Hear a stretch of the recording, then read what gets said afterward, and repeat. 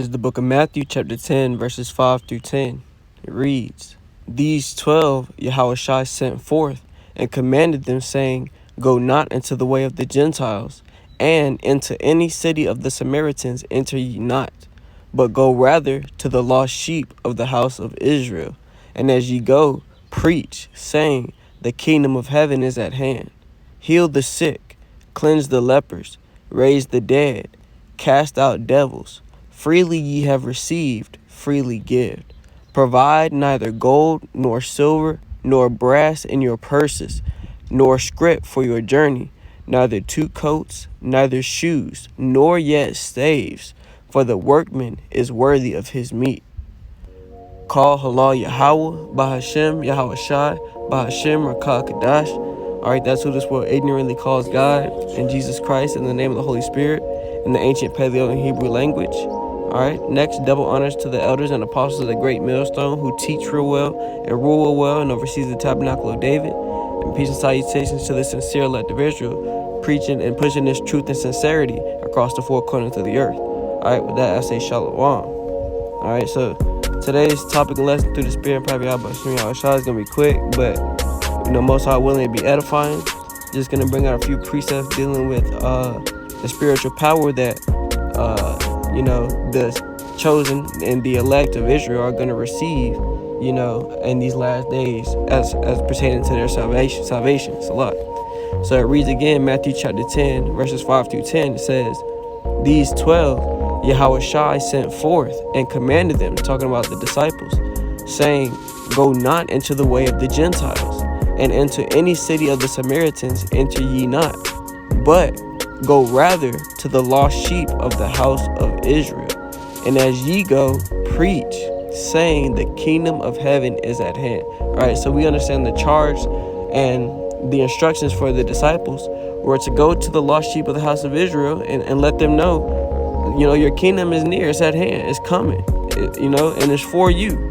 Right, that was the instructions given by Yahushua himself straight to his disciples.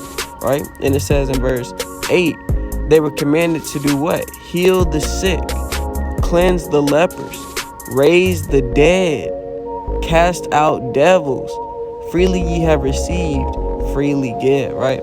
So what you guys got to understand and what you guys have to catch here is literally the spiritual power that Yahweh Bashim Yahushua has not only instructed his disciples to use, but he's actually equipped them with the ability to do, right? Which is the power to what? Heal the sick, right? Who do you know that can just walk up and say something to someone in the name of the Most High and his Son, or lay their hands on them, and immediately in that moment they're healed, right, from whatever disease or sickness that they had, right? Who do you know, as the scripture continues, cleanse the lepers? Who do you know that can walk up to somebody who's, even from their birth, has had these physical defects and deformities, in their skin, right? And can immediately cleanse them from that and make them whole, right? Also, raise the dead and cast out devils, right? Those are not easy things to do. If you truly think about it, what practitioners and doctors and, top surgeons can go into a dead corpse right now, sew everything back up, put the blood back in the body, and put the spirit and the soul back into the flesh, and cause that dead body to be raised back into life? Who can do that to this day? Absolutely nobody. That's why you guys have to understand the spiritual power that the true men of Yahweh Bashim Yahushua not only had, but will have in these last days, right? And to cast out devils. So many of our own brothers and sisters who walk around day in and day out, right, doing their normal tasks, waking up and going to work, waking up and going to church, right, all types of folly throughout their weeks. Yet Yahushua commanded and gave his disciples the power to do what? Cast these devils out of your people, right? That's the power that he's equipped the sincere elect of Israel with, to actually do it. It's not only something he's like, nah, I'm just messing with you, I wanted to see what y'all was going to say. These are literal tasks that he set out for his disciples to not only go after, but to actually accomplish, right? These are real things. It says, freely ye have received, freely give. It's talking about the Holy Spirit of Yahweh Hashem Yahweh Shai. That spirit not only gives us wisdom, knowledge, and understanding, but it actually gives us power in this world, right? It actually gives us power, right? And powers, plural. Because there's many different things we're able to do through the Spirit, right? As it continues, it says, provide neither gold nor silver nor brass in your purses.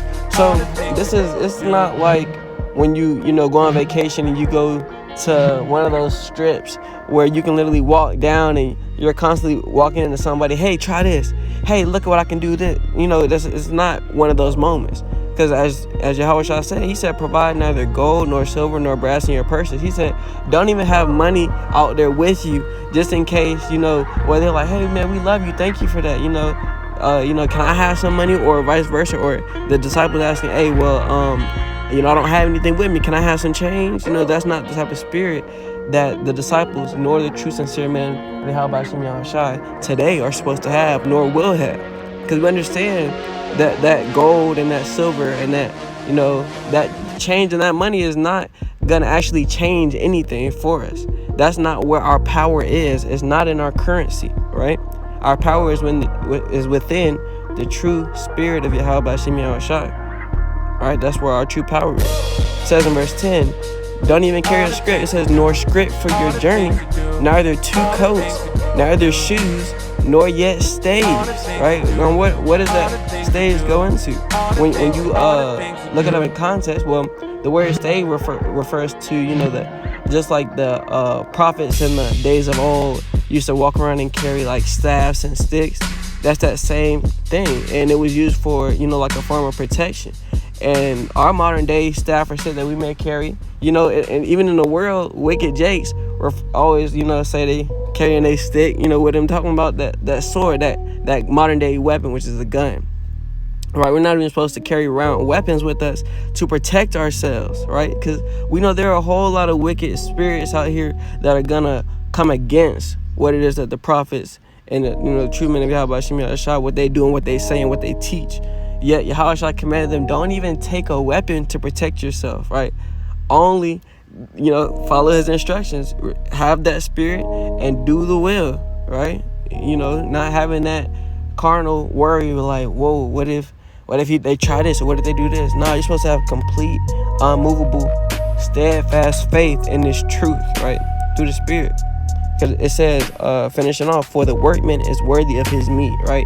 So the same, within the same spirit of doing the work in the will of the Most High Yahweh Hashem Yahweh Shai, within their spirit, as it says, the workman is worthy of his meat. You're gonna receive everything that you work for, right? Within the spirit, you're gonna receive the blessings and the fruit of the spirit, right? That's what it's going into. You don't have to worry about lacking anything.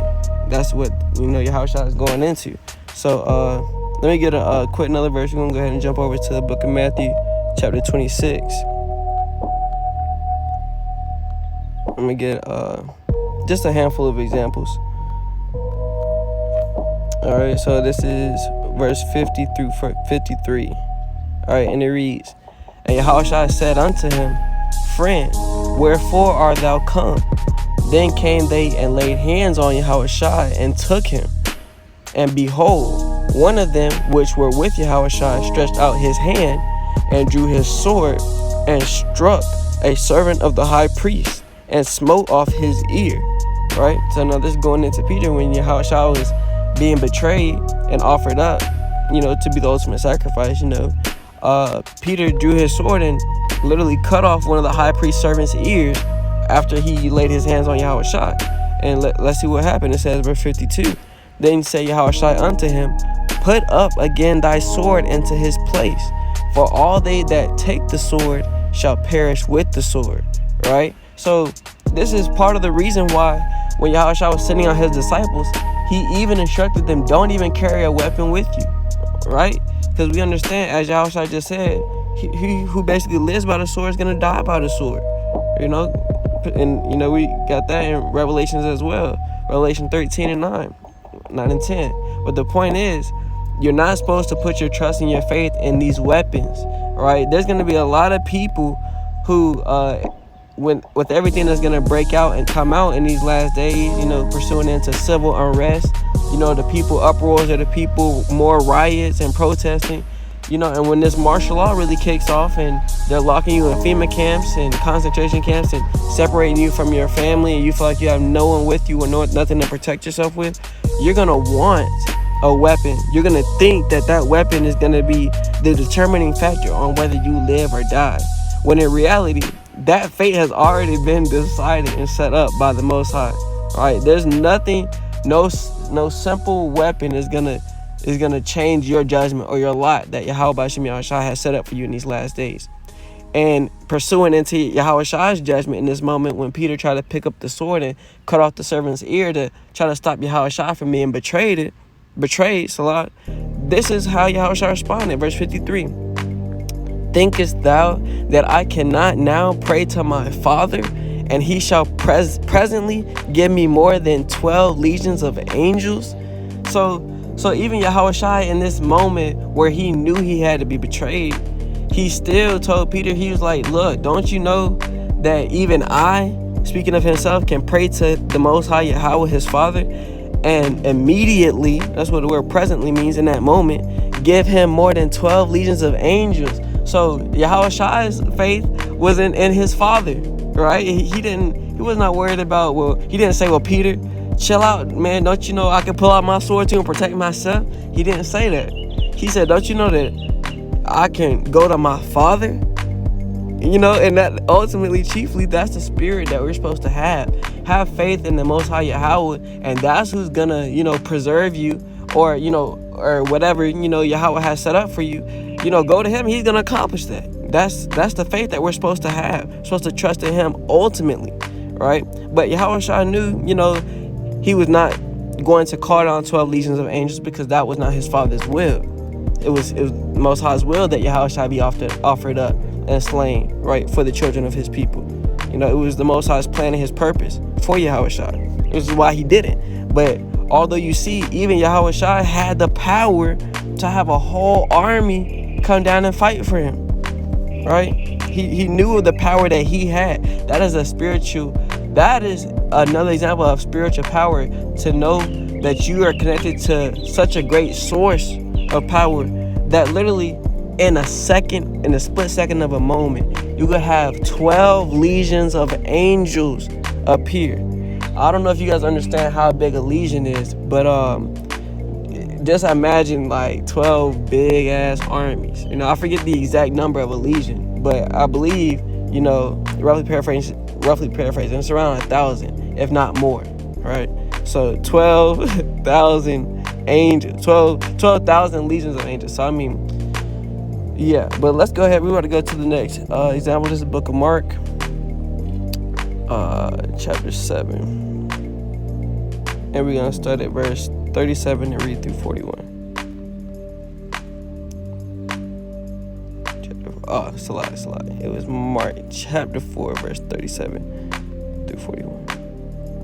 All right, and it reads, and there arose a great storm of wind, and the waves beat into the ship, so that it was now full. And he was in the hinder part of the ship, asleep on a pillow. He's talking about Yahushua. And they awake him and say unto him, Master, carest thou not that we perish? So basically kind of, explaining this situation in this moment for you, so you guys can get a better understanding of what's happening. Literally, Yahushua and a few of his disciples are in a ship, in a little boat on the water. And literally, a storm has literally come. It's raining, it's pouring down, the waves are being thrown everywhere, and even water being tossed into the boat. You already know what happens when water gets into a boat. It's going to sink, right?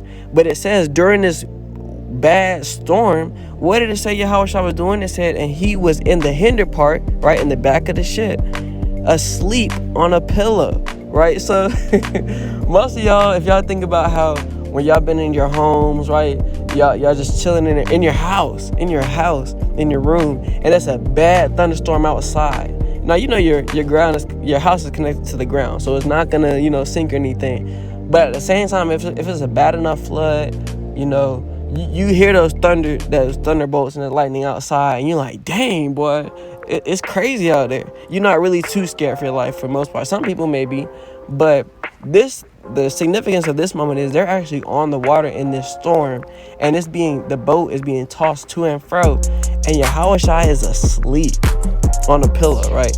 For one, that shows you this man has some great faith to know that he's not gonna die in that storm. He was asleep in the back of the ship on a pillow while the storm is going wild, right? His disciples, they're not asleep. Because what did it say? And it says, and they awake him and say unto him, Master, carest thou not that we perish? So that they're like, Yahushua, Lord, do you not care that we about to die out here? We out here, panicking. This boat is about to go down, and you back here asleep, right? That's what they're saying. And it says in verse 39, and he arose and rebuked the wind and said unto the sea, Peace, be still. And the wind ceased, and there was a great calm, right? So immediately, Yahushua, he was like, well, he wasn't like, well, dang, y'all, I was sleeping too good. Or, he didn't really get on them. Immediately he arose, and what did he do? He spoke, right? He commanded the wind and the waves to peace, be still, right? That's all he did. And immediately the wind stopped blowing. The water calmed down till it was, a gentle, leveled out water.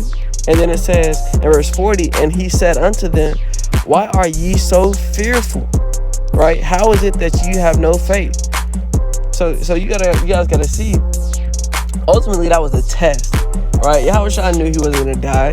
It wasn't his time. That's not how he was supposed to go. So he was chilling, peaceful, because he knew the plan of Yahweh, right? He knew what the Lord's will was, which is how we should be, right? But that's not the case. We're much more worried about, the things that are literally happening around us. It's taking our mindset and our thoughts off of where it should be, which is the will of Yahweh, which is knowing, when you are aware of the will of the Most High, the things that He has set up for you, and even if you don't know in detail, you know enough to have peace about it, right? Well, a righteous spirit at that, which is what Yahushua had. He had a righteous spirit to know and to understand.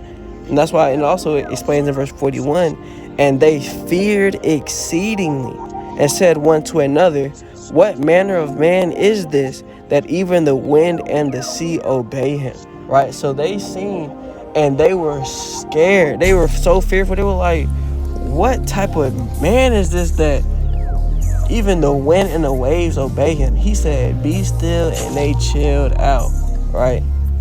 That is spiritual power. That is some of the things that Yahweh, Bahashem Yahushai, has set up for the true, sincere, elect men and women. Well, chiefly the men, because we understand that, the 144,000 are the main, power structure of the elect. But also, these spiritual gifts come to Israel as a whole. So when you understand that even Yahushua, all he did was speak to the wind and the waves, that is a spiritual gift. It's not something, like I said earlier, it's not something that you can go out today and find somebody, and not even the people who claim to know what the weather is going to be like in a few days have the power to say, nah, I'm not liking what's going on today. Hey, clouds open up, I want to see the sun. They don't have the ability to do that. They don't have the ability to say, hey, all right, now it's kind of hot out here, clouds come back together and, start raining a little bit. I need to be a little wet, it's hot. They can't do that. They cannot do that. However, Yahushua, he can do that. He had the power to do that. He still has the power to do that, right? These are real gifts and powers and abilities that Yahweh has set up and ordained for his people. His people. Not all people. His people. Alright? So let's keep going. I got, like I said, a handful of examples I want to just reveal and to show you that these gifts and these powers going into this standard that Yahweh by Hashem Yahushua is going to raise up and is going to give the children of his people in these last days for their salvation is real. This is not a fairy tale book. This is not a Marvel comic or a Marvel film or a DC comic or a DC film. These are actual legitimate things that Yahweh is doing for his people, just to show his power, just to show how great and how strong he is, right? So let's go ahead to the book of John chapter 14, and we're going to read verses 12 through 14. And it reads, Verily, verily, I say unto you, he that believeth on me, the works that I do shall he do also, and greater works than these shall he do, because I go unto my Father. Right? So, call Lord Yahweh Hashem Yahushua. Yahweh Shai is literally saying, verily, verily, which means for a fact, he says unto you that if you believe on him, the works that we witnessed Yahweh Shai do, things like walking on water, things like healing the sick, raising the dead, turning water into wine, telling the wind and the waves to chill out and calm down, right? Peace, be still. The things that we've seen Yahweh Shai do, he says, ye shall do, right? And I'm going to read that again. It says, the works that I do shall he do also, right? And greater works than these shall he do. So Yahweh Shai said, all the things that you seen me do, even raise my own self up back from death to life, right? When he was crucified, he says those who believe on him, the faithful, which we know are the elect, true men of Yahweh Hashem Yahushua of Israel, right? It says they're gonna do greater works than what we witnessed Yahweh Shai do, right? Because I go unto my Father, because Yahweh Shai did the will of his Father and has returned and is now seated on the right hand of Yahweh. Therefore, the elect are now blessed with the same riches and glory Yahweh Shai has received of his Father, right? And it says in verse 13, and whatsoever ye shall ask in my name, that will I do, that the Father may be glorified in the Son. If ye shall ask anything in my name, I will do it, right? And what are some of the things that we're asking Yahweh Shai to do in the name of his Father? Roughly paraphrasing, Lord, now will thou at this time now restore the kingdom unto Israel, right? That's some of the things that the true sincere believers of the children of Israel are asking of Yahweh Shai. Is it now our chance to rule? Now do we get our kingdom back? Now do we have everlasting life? Do we have an everlasting kingdom? Now do we get to put these wicked ass Edomites and all these Hamites and Ishmaelites and Moabites and all these other nations and these heathen, now can we put them into hardcore bondage and slavery and repay them back for what they have done unto us? Those are some of the things that we're asking of Yahweh Hashem Yahushua.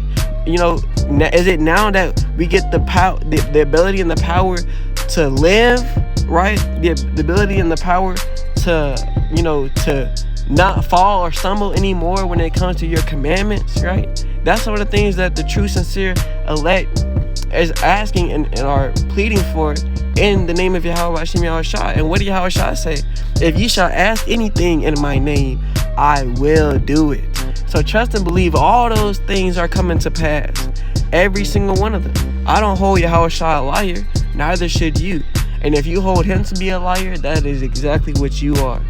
Alright, because you're coming against these words. Now let's keep going. This is the book of Matthew, chapter 17. And I'm going to read verses 1 through 6. And it says, and after 6 days, Yahweh Shai taketh Peter, James, and John his brother, and bringeth them up into an high mountain apart, and was transfigured before them. And his face did shine as the sun, and his raiment was white as the light. And behold, there appeared unto them Moses and Elijah talking with him.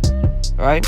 So before I keep reading, I just want to elaborate on this moment so you guys know exactly what happened. Yahweh Shai, in his earthen body, was walking with Peter, James, and John. He was walking with them up into this mountain. And when they got to the mountain, Yahweh Shai's body was literally transfigured, transformed, changed right before their eyes. And Yahweh Shai lit up. His face it shined as the sun, right? And his clothes, his raiment was white as snow. White as the light, right? So you understand that it's literally talking about his body, what he was wearing. Everything was changed, and he had a spiritual body made perfect. Even though he's already perfect, his body was made perfect.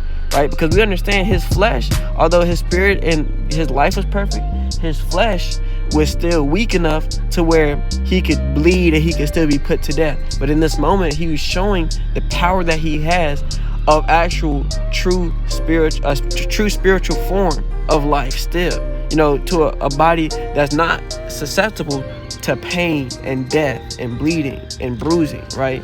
And hunger. He's not susceptible to those things in that spiritual body. And the reason I'm bringing this out, I'm going to keep reading real quick. It says, verse 3-6, and behold, there appeared unto them Moses and Elijah talking with him.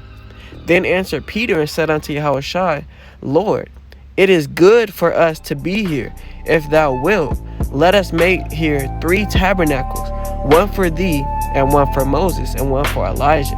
Right? Just to reverence and acknowledge, the great thing that these 3 disciples had witnessed there on the mountain, right? But keep reading, it says, while he yet spake, behold, a bright cloud overshadowed them.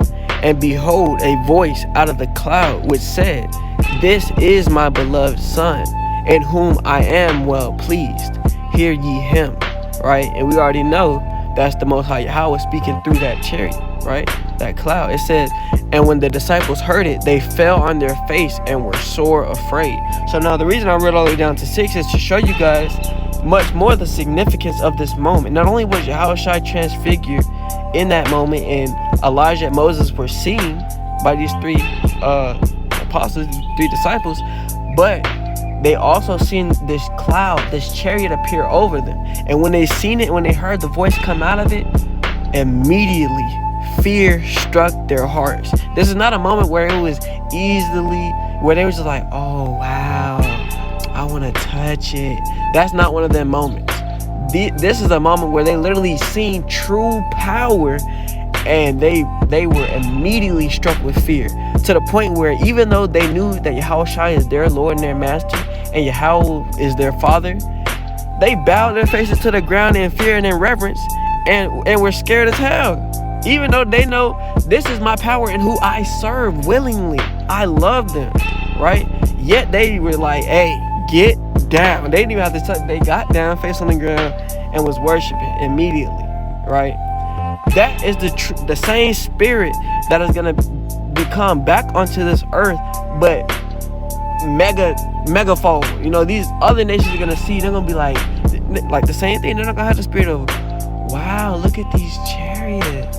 I want to touch. These little Edomite kids, I want to touch it. No, that's not one of these moments. They're literally going to be shitting their pants when they see this moment.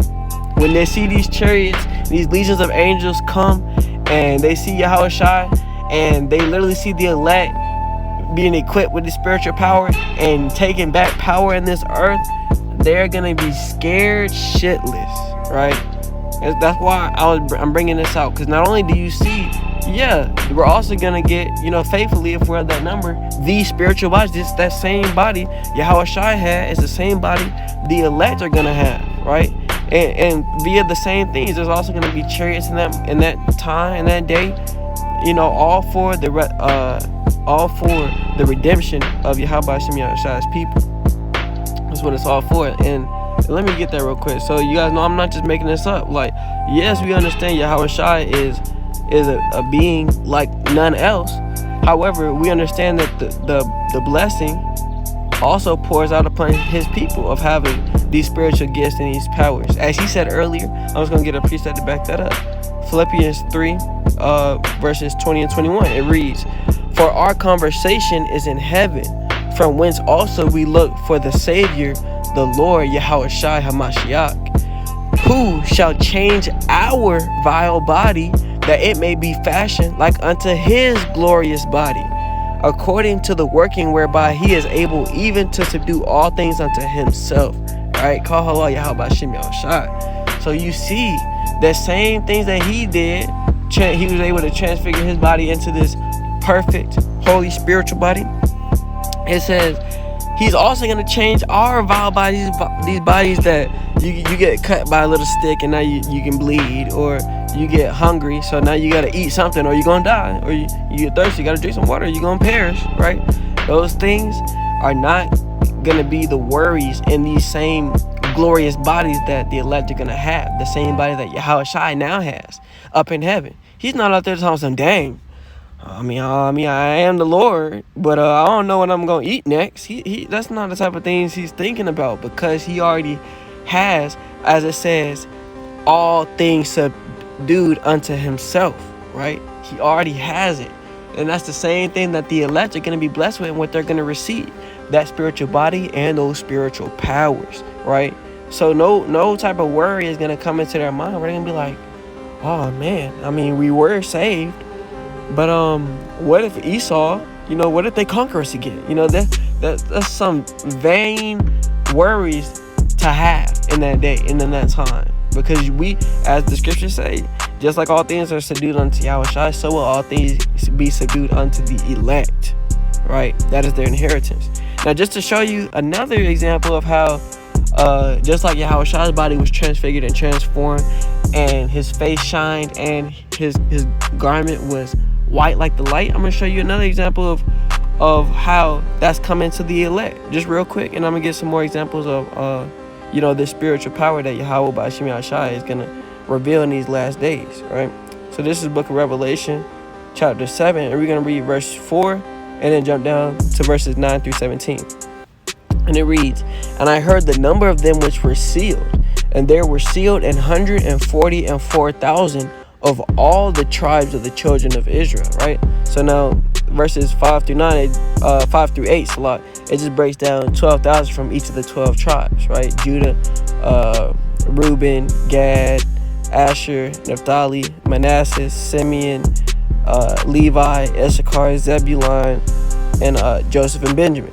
So now verses 9 through 17, it says, "After this I beheld, and lo, a great multitude which no man could number, of all nations and kindreds and people and tongues, stood before the throne and before the Lamb, clothed with white robes and palms in their hands," right? So just like Yahweh's body was clothed in that white, so is the elect. Their body is going to be clothed in that white. Why? Because that white represents their righteousness, right?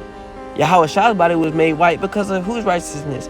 Yahweh's, manifested in him. That's why Yahweh himself said, "This is my son in whom I am well pleased."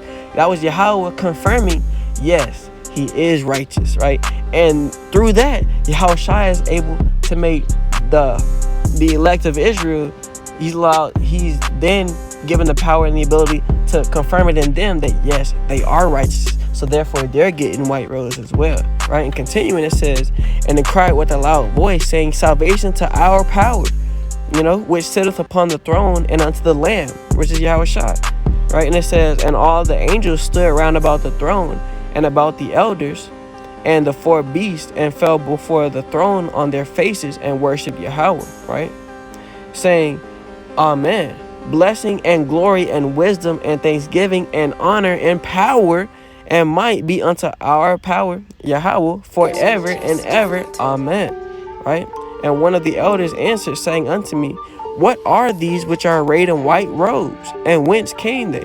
And I said unto him, Sir, thou knowest. And he said to me, These are they which came out of great tribulation, and have washed their robes and made them white in the blood of the Lamb," Yahweh Shai. So just like I said earlier, they endured with the faith, right? They endured and to the end kept the works in the faith to be made known unto Yahweh as the remnant and the righteous elect of Israel, ordained and set up for salvation, made manifest through the sacrifice of Yahweh Shai. That's what it's saying. Yahweh Shai is the reason their garments have been purified and made white through their tribulation. And it says, "Therefore are they before the throne of Yahweh, and serve him day and night in his temple, and he that sitteth on the throne shall dwell among them.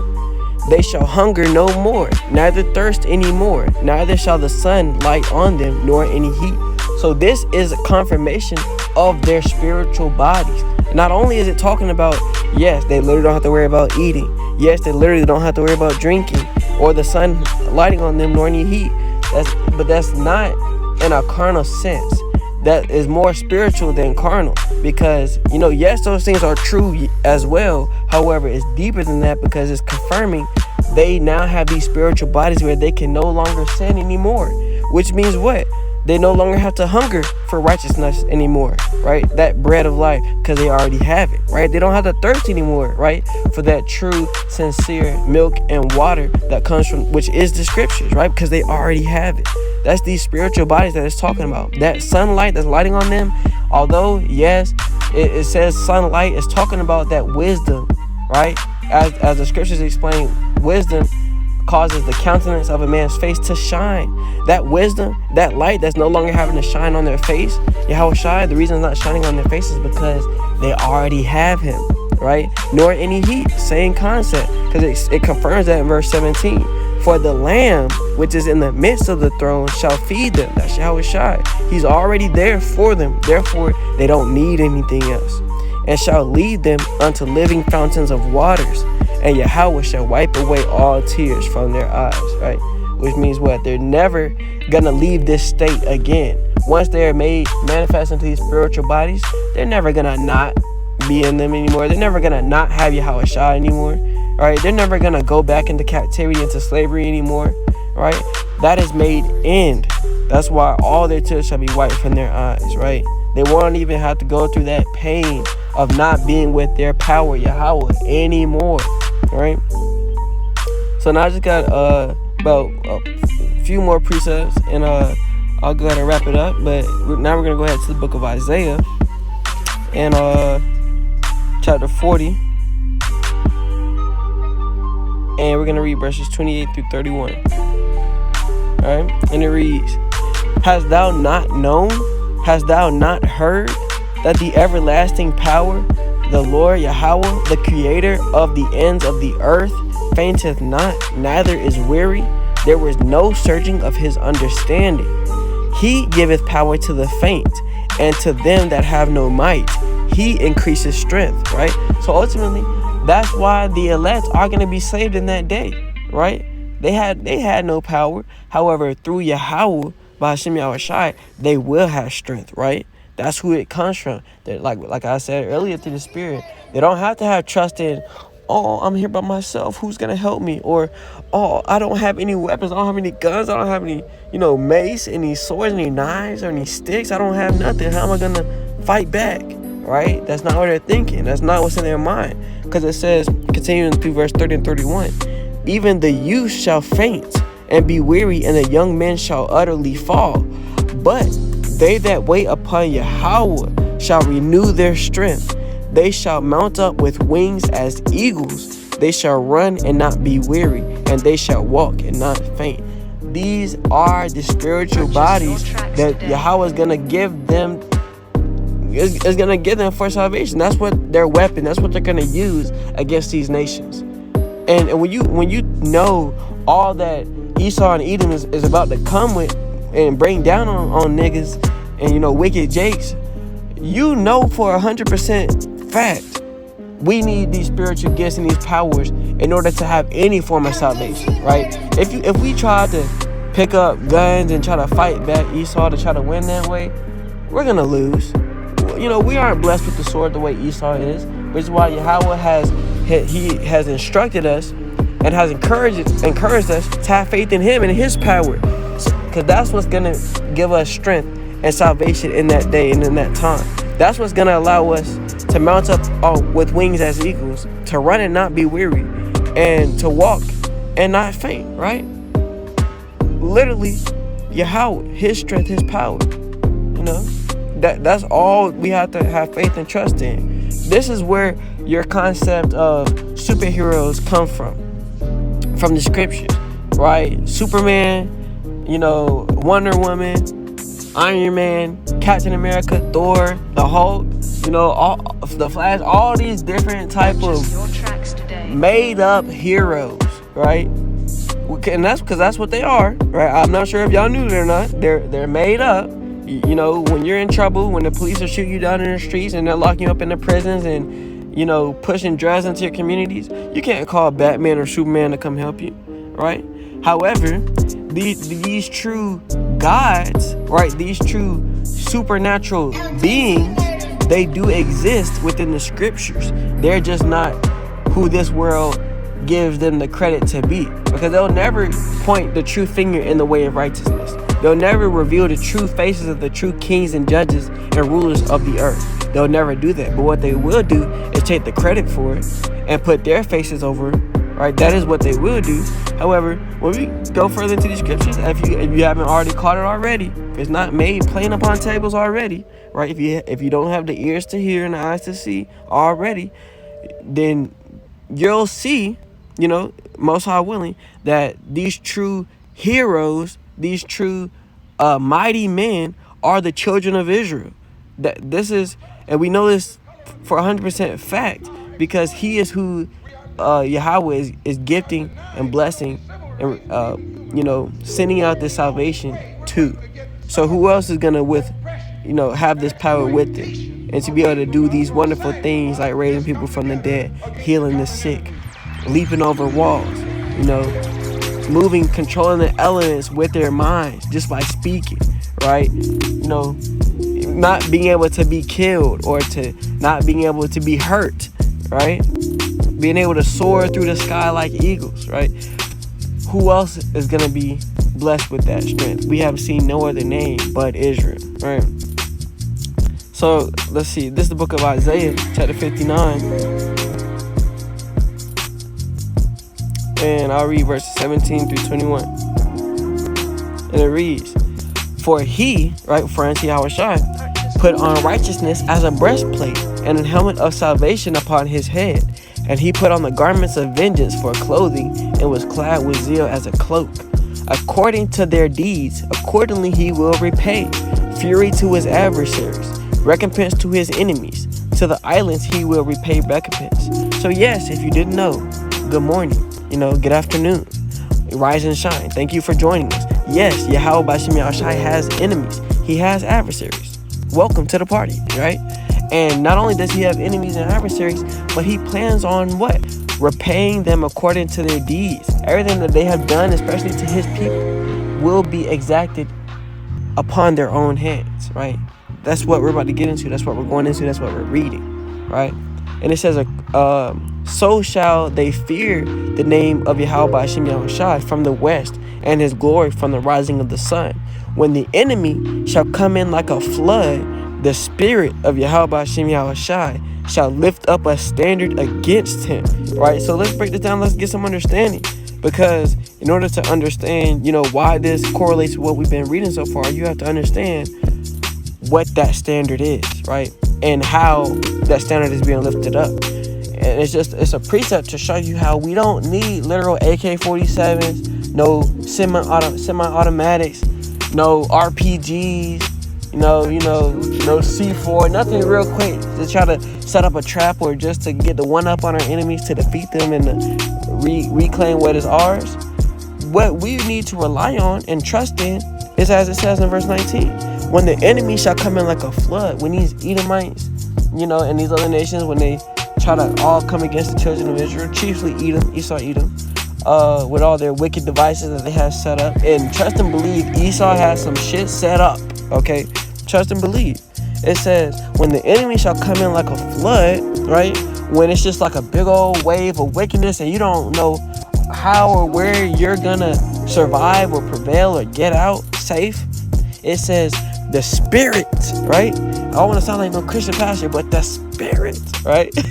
The spirit of Yahweh Bashim Yahawashi shall lift up a standard against him, right? So it's through the spirit, through our spirituality, through these spiritual powers that Yahweh Bashim Yahawashi is going to give us.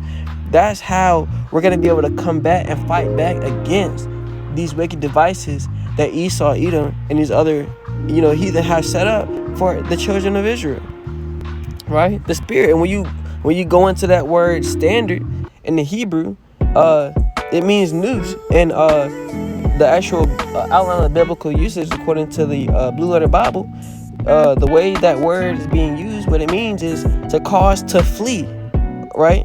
To take flight, right? It says to put to flight, to drive hastily, to cause to disappear, and to hide, right?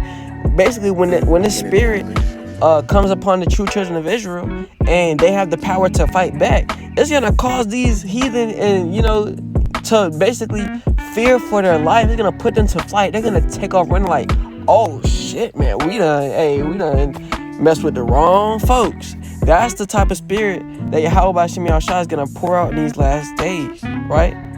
To the point where verse 20 and 21 are coming to pass. It says, and the Redeemer shall come to Zion, right? Yahushua is coming to Israel. And unto them that turn from transgression in Jacob, saith Yahweh. So that's where this power is coming to.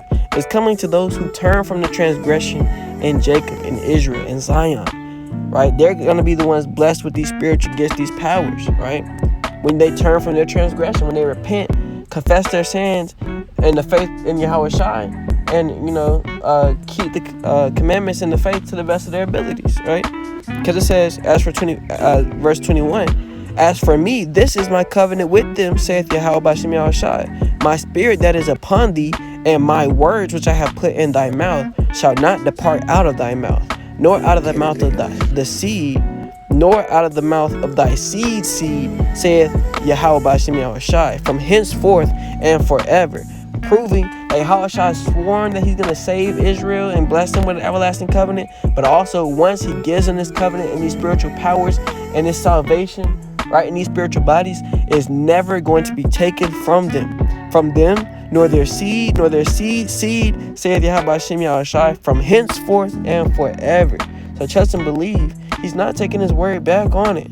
You're going to see the true children of Israel ruling the earth again in righteousness and forever, right? So you heathen got a lot of shit to pay for. It's coming to you. Y'all should be fearful. Y'all should be scared as hell.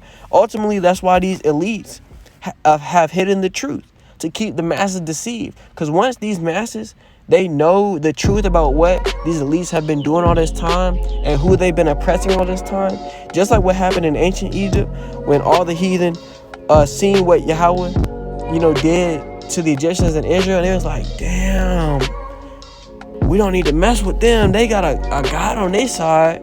We don't need to do nothing. They was scared as hell. That's why these elites have the minds of these people hidden. Have the truth hidden from these people today. Because that same spirit of fear that was in ancient Egypt is going to come to this modern day Egypt, this Babylon, this land of great confusion. When the truth comes out, all these other nations are going to be scared as I was about to say fuck, but scared as hell, because they know they're wrong. And they got to pay for all the wrong that they've done leading up to that moment, right? Every single one, every moment, right? And I'm going to get that quick precept and we can close out on that, right? Just like even the holy men of Yahweh B'Shem Yahushua, when they seen Yahweh transfigured in front of their face, even they were scared. That fear that the disciples had in that time is going to be amplified to the point where these heathen are going to, this is how scared these heathen are going to be, right? Just showing you the magnitude of the power that the elect are going to be blessed with, that they're going to receive, that are going to be made manifest in the earth. People are literally going to see these works and be like, whoa. Literally. It says in Isaiah chapter 2, verse 19 through 21, and they shall go into the holes of the rocks and into the caves of the earth for the fear of Yahweh B'Shem Yahushua and for the glory of his majesty. When he ariseth to shake terribly the earth, in that day a man shall cast his idols of silver and his idols of gold, which they made each one for himself to worship, to the moles and to the battles, to go into the clefts of the rocks and into the tops of the ragged rocks, for the fear of Yahweh B'Shem Yahushua and for the glory of his majesty, when he ariseth to shake terribly the earth. So these heathen, right, these true Gentiles, right, chiefly Esau and Edom, they think that when they see Yahweh B'Shem Yahushua, when they see Yahushua coming in chariots with these legions of angels and the elect transfigured in front of their face, being up into the chariots and being back down and taking these nations into captivity, right, and seeing them all being destroyed by thermonuclear fire before their eyes, they're going to be scared to the point where they're going to literally go and hide in the rocks. They're going to go into these caves and into these deep-ass bunkers they think can preserve them from all these perils and judgments that Yahweh has set up, which is stupid, because they think that they're doing those things to escape the judgment. However, Yahweh just told us, I know where you're gonna go. You're gonna go into them wrongs and you're gonna be scared. So what makes you think that you're gonna escape this judgment? It's ridiculous. But you're gonna do it anyway. When this time comes, they're gonna bury themselves in these rocks and in these holes. They're gonna get into these submarines, try to go deep into the waters and try to get into these ships and try to stay high in the sky and avoid the flames that's engulfing the earth. However, know for a fact you're not escaping anything. These true elect of Yahweh Shem Yahushua, who's pushing and doing and encouraging the faith in these last days for salvation, these same fishermen are going to be changed into hunters, and they're going to come and they're going to pursue you upon the mountains, and they're going to find you in these holes, and they're going to take you and they're going to bring you to their place, and you're going to be subject to their kingdom and to their Lord, Yahweh B'Shem Yahushua. Right? So trust and believe that these true spiritual powers do exist. They're real. They're coming soon to a state near you. And know for a fact that no matter what you try to do, you cannot escape the true judgment that Yahweh B'Shem Yahushua has set up for this earth. Alright? So I hope this lesson was edifying for the sincere elect. With that, I say, call halal Yahweh, Ba'ashem, Yahweh Shai, Ba'ashem, Rakah, Kadash. Alright, double honors to the elders and apostles at Great Millstone who teach real well and rule well and oversees the tabernacle of David. And peace and salutations to the sincere elect of Israel scattered across the four corners of the earth. Alright, with that I say Kwam Yasharallah, Shalom, and endure to the end.